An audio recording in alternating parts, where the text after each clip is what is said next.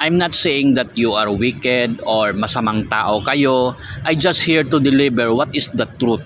This foreknowledge is quite so obvious. And you are so very hypocrites to point it out. Ayaw ko lang na maging bulag kayo sa katotohanan. Dahil nung umupo si Duterte, ilang araw lang ay nalinis agad yung ating bansa. Ilang araw lang nagbabaan na yung lahat ng presyo ng ating mga bilihin. Ilang araw lang ay tinitreat na tayo ng maayos ng ating mga government employees. Ilang araw lang he started to build over 100 facilities in our country. Ngayon kay BBM Lugaw, simula't umupo, lugaw-lugaw na lang dahil sa walang tigil ang taas ng bilihin. May nagawa bang mabuti sa bayan? May nagawa bang mabuti sa bansa sa loob ng magdadalawang taon? Sa dami ng utang natin sa US, si Duterte walang utang ha. $4 billion. Pakitotal nga kung marunong kayo magtotal. Ilan yun in Philippine Piso? $4 billion. Ilan yun? Ang sa atin lang naman dito, no, sana naman na magising kayo. Huwag puro politika, awayan ng mga politika. Hindi. For the people tayo. Nandito ako para bigyan kayo ng mabuting knowledge about politics. Na itong mga politisyan na to ay nagpapayaman lang sa pera ng taong bayan at walang mabuting ginagawa sa bayan. Yan ang madaling salita. Why are you waiting for? Anong hinihintay natin?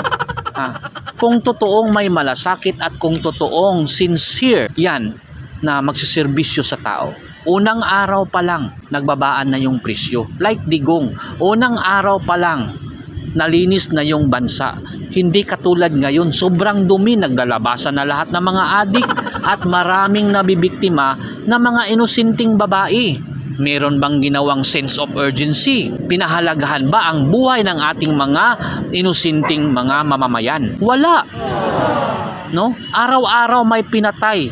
Wala nang namang ginawang sense of urgency or report to strengthen our security.